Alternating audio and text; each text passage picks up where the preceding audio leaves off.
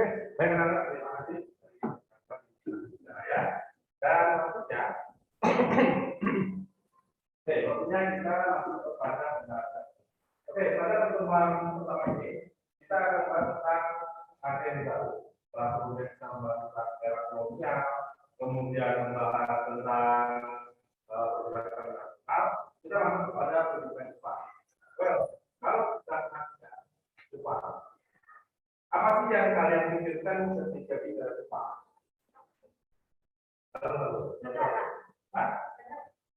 Oke ya, itu aja benar. Tapi apa sih yang kalian bayangkan dan pikirkan ketika mendengar kata Jepang?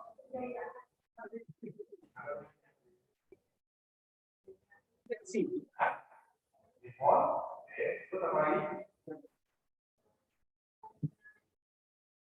Maka lagi.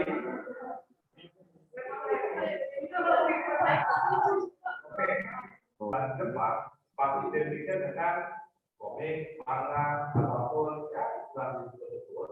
Tapi selain kita memahami tentang budaya Jepangnya, pastinya kita juga mengenal kata industrinya. Salah satunya kan komik. Salah satunya Honda, selanjutnya atau Kawasaki dengan Honda dan sebagainya. Itu adalah contoh. Namun pertanyaannya, apa sih yang membuat Jepang itu begitu maju atau kapan dalam perkembangan sebagai tunggal? Apakah itu bisa dilakukan dengan jalan ini ada kaitannya dengan tapi lagi ikut modul Nusantara itu. yaitu menyerang atau menjaga. Nah, kemudian kita perbandingan apa? Perbandingan antara kekuasaan Jepang dengan Belanda itu bedanya di mana sih? Dan tentunya kesimpulan apa yang bisa kita simpulkan dari apa yang Jepang ini? Oke, nah kita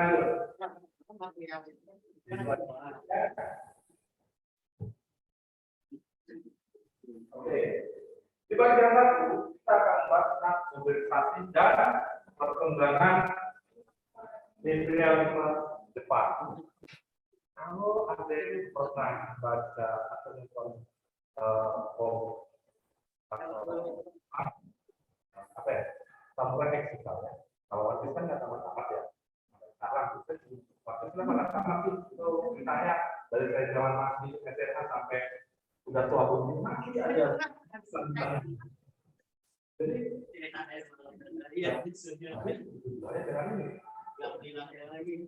tapi sebelum masuk ke ulasannya, kita lihat yang ini dulu.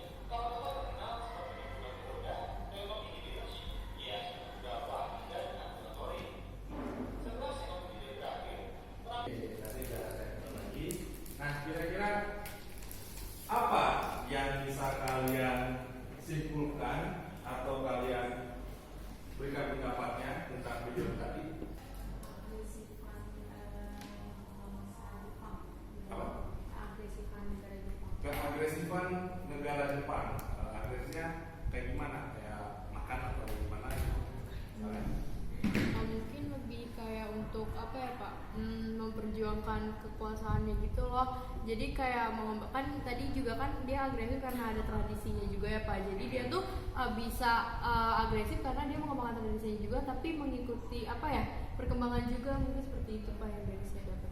Oke, baik, jadi bisa kita lihat bahwa yang tadi kita lihat adalah tentang bagaimana Jepang bertransformasi dari sebuah negara yang tertutup atau terisolir menjadi negara yang maju. Nah, namun ada titik penting atau benang merah yang menarik untuk kita lihat dari itu. Salah satunya adalah ternyata Jepang belajar sejarah. Mengapa Jepang, Bapak katakan Jepang seperti itu?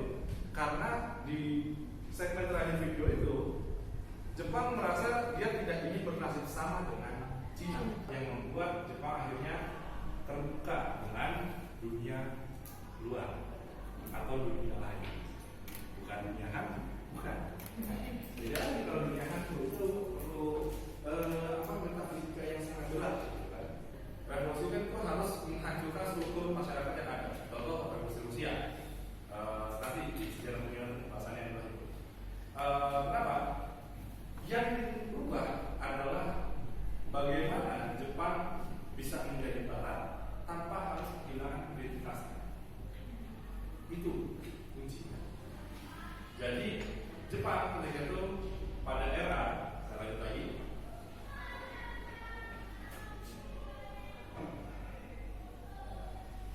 pada awal restorasi Meiji, kaisar yang kekuasaannya sudah dipulihkan oleh para daimyo atau shogun.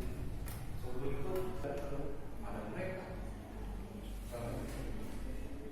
Dalam bidang apa aja? Mulai dari pendidikan, ekonomi, sosial, hukum. Jadi ketika Jepang melakukan restorasi Meiji, mereka punya namanya role model. Ada itu ada melakukan restorasi Meiji, mereka punya role model yaitu Eropa.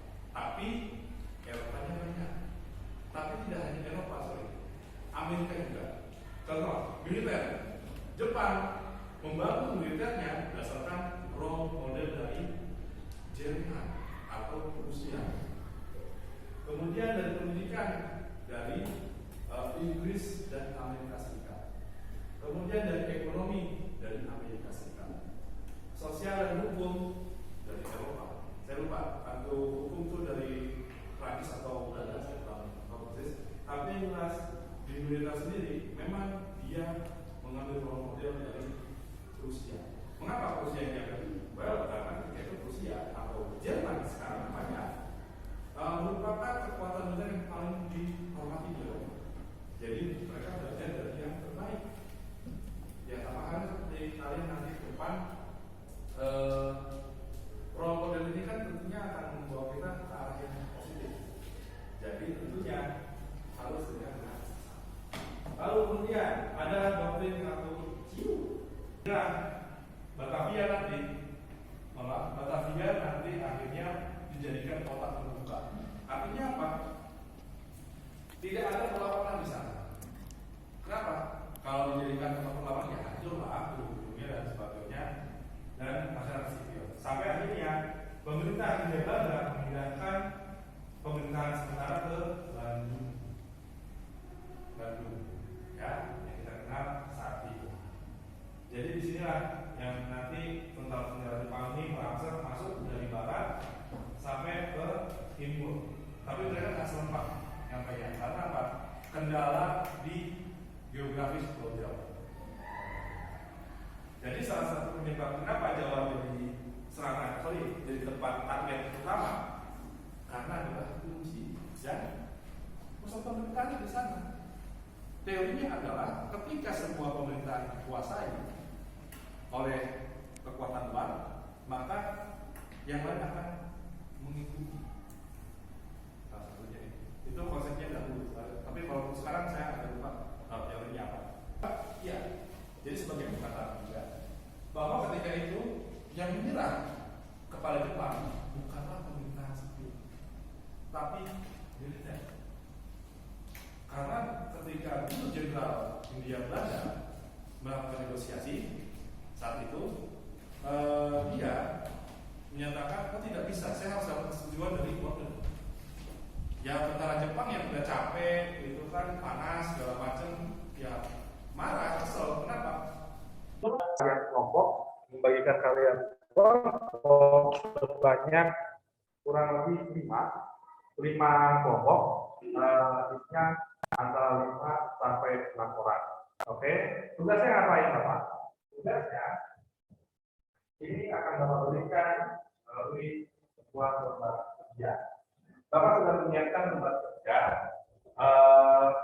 untuk kalian, di mana kalian masing-masing kelompok akan mengerjakan tugas yang ada dalam lembaga kerja. Oke, nah saya berikan waktu kurang lebih 5 menit untuk menentukan kelompok dari sekarang. Hah? Berapa ya? 5 atau 6 orang. Berarti ya.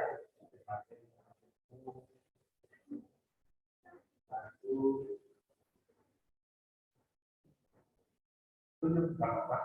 Kan dia betul. Oh iya, berapa?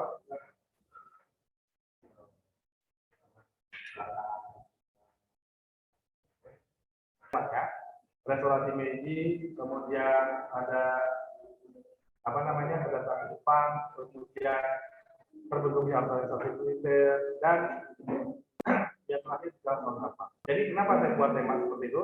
Coba kalian analisis dari kalian membuat analisis dari tema yang sudah saya berikan dan kalian presentasikan dalam bentuk sederhana. Boleh menggunakan kertas ataupun kemudian PowerPoint, salah satunya itu. Dan ini akan saya presentasikan di pertemuan berikutnya. Oke, pertemuan berikutnya kira-kira apa materi presentasinya?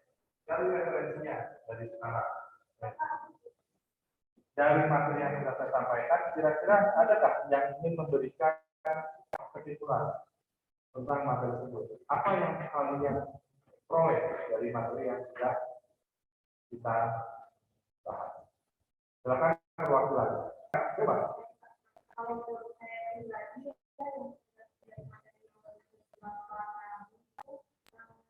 bahwasanya kejadian atau bukan mendasari tentang hanya untuk apa namanya membuat negara itu jadi lebih di bawah kita, tapi kayak gimana bisa cara kita itu untuk mempertahankan negara kita agar lebih maju lagi dibandingkan negara lain.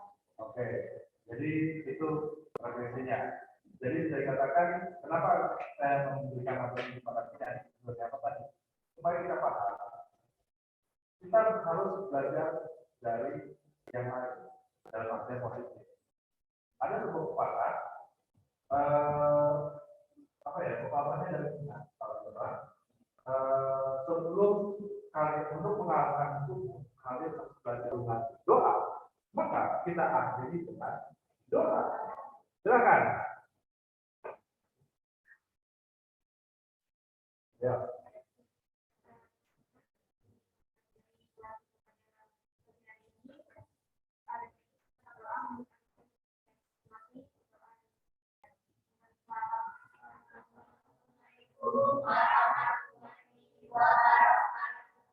Waalaikumsalam warahmatullahi wabarakatuh. Oke, sampai bertemu di pertemuan berikutnya.